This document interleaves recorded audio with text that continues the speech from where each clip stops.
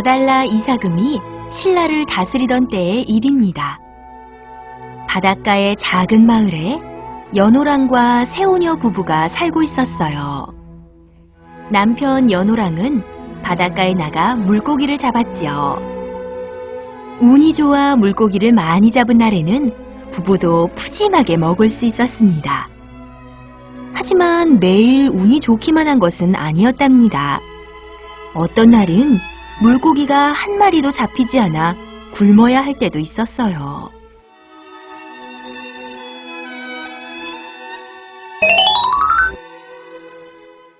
연호랑이 바닷가에서 물고기를 잡는 동안 새우녀는 집에서 옷감을 짰습니다. 새우녀의 옷감 짜는 솜씨는 마을에서 제일이었지요. 마을 아낙네들은 그런 새우녀가 부러워 그녀에게 옷감 짜는 솜씨를 배우러 왔어요. 장터에서도 새우녀가 짠 옷감이 가장 잘 팔렸습니다.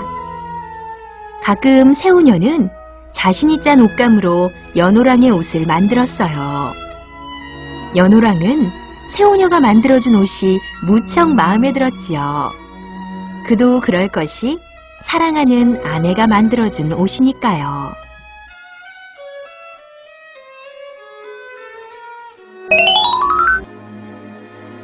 그러던 어느 날이었습니다.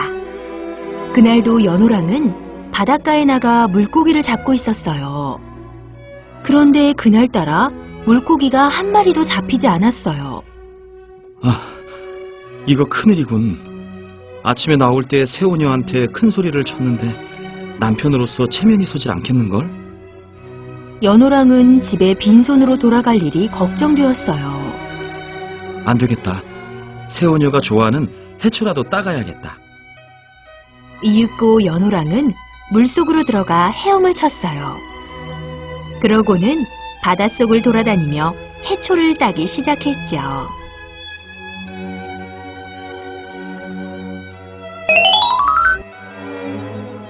얼마나 시간이 지났을까요? 해초를 따느라 지친 연호랑은 바다 위로 나와 있는 널찍한 바위에 올라갔습니다. 오랜만에 바닷속에 들어가서 그런지 무척 힘이 드는군. 연호랑은 바닷속에서 따온 해초를 담은 바구니를 조심스럽게 내려놓았어요. 그러고는 하늘을 보고 누웠지요. 그런데 문득 이상하다는 생각이 들었어요. 어린 시절부터 이곳에서 살았지만 이 바위는 처음 보았거든요.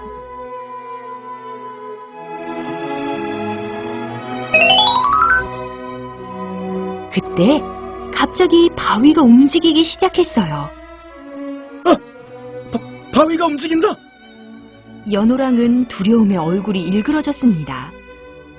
연호랑이 살던 바닷가 마을이 점점 멀어졌어요. 사람 살려! 누가 이 바위 좀 멈춰주세요! 연호랑이 소리를 질러 보았지만 소용이 없었어요. 그렇게 연호랑은 바다 한가운데로 떠내려갔지요.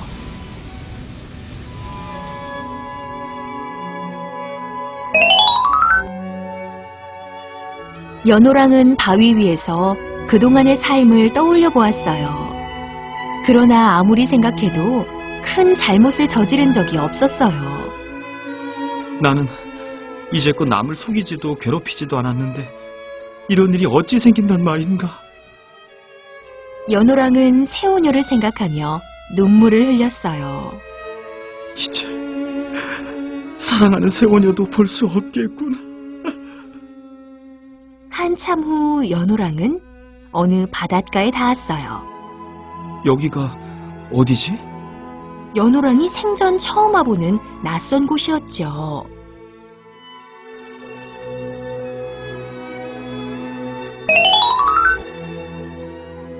그곳은 지금의 일본이었어요. 왕이 오셨다! 연호랑이 땅에 발을 내딛자 누군가가 소리쳤어요. 그러더니 사람들이 우르르 몰려 나왔어요. 사람들은 연호랑 앞에 무릎을 꿇었어요. 아니, 왜들 이러십니까? 연호랑은 영문을 몰라 눈이 휘둥그레졌어요. 우리는 오랫동안 우리의 왕이 오기를 기다리고 있었습니다. 바위를 타고 이곳까지 오신 걸 보니 당신은 특별한 분이 틀림없습니다.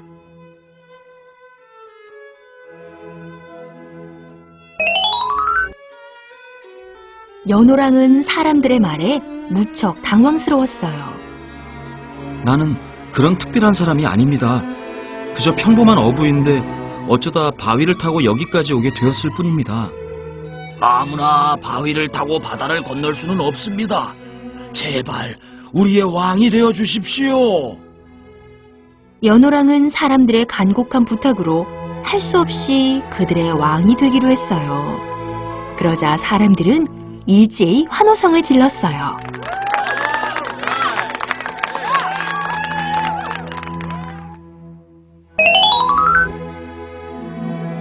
세우녀는 남편이 사라져 슬픔에 잠겨 있었어요. 그날 이후 세우녀는 옷감 짜는 일도 그만두었어요.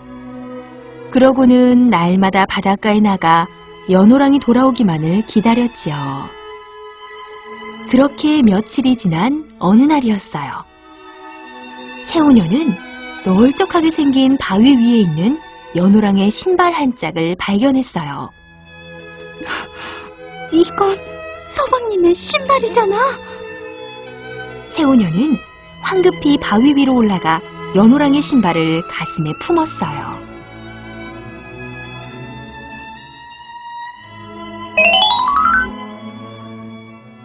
그러자 갑자기 바위가 움직이기 시작했어요. 바위는 바다 위를 한동안 떠다니다가 어느 낯선 바닷가에 도착했어요. 여기가 어디지? 세우녀는 바위에서 내려와 주변을 살폈어요. 잠시 후 사람들이 몰려와 세우녀를 둘러쌌어요. 우리 왕처럼 이분도 바위를 타고 오셨다. 귀한 분이 틀림없어.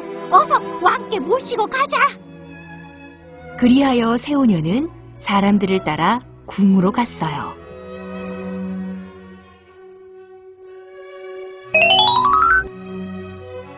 세우녀! 연호랑은 세우녀를 보고 깜짝 놀라 소리쳤어요. 세우녀도 죽은 줄로만 알았던 연호랑을 보고 놀라 기절할 뻔했지요. 얼마 후 연호랑은 세우녀를 왕비로 삼았어요. 둘은 다시 행복한 나날을 보냈지요. 일본 사람들은 마음씨 따뜻하고 현명한 연호랑과 세우녀를 무척 좋아했어요. 일본은 점점 살기 좋은 나라가 되었지요.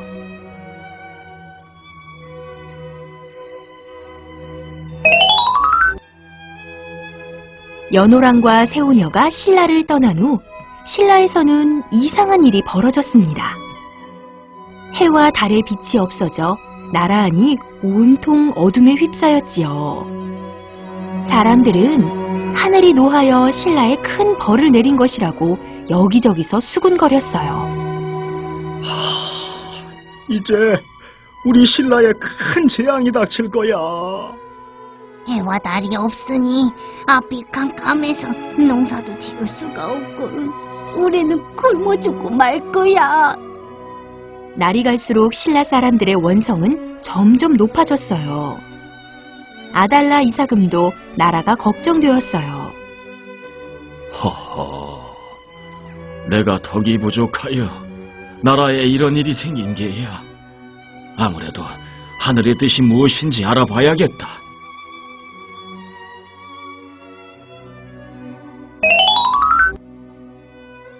다음 날 아달라 이사금은 점쟁이를 불러 물었어요. 신라에 내려와 있던 해와 달의 정기를 가진 사람들이 일본으로 가서 지금과 같은 일이 생긴 것입니다. 해와 달의 정기를 가진 이가 누구인가? 동해 바닷가에 살던 연호랑과 세오녀 부부입니다. 두 사람을 빨리 신라로 돌아오게 해야 합니다.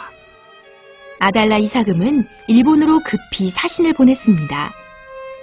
사신은 연호랑과 세우녀에게 신라로 돌아와 달라고 부탁했지요.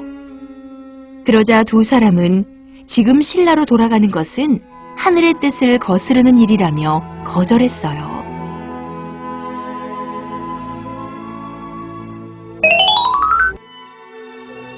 사신은 다시 한번 간곡히 부탁을 했어요.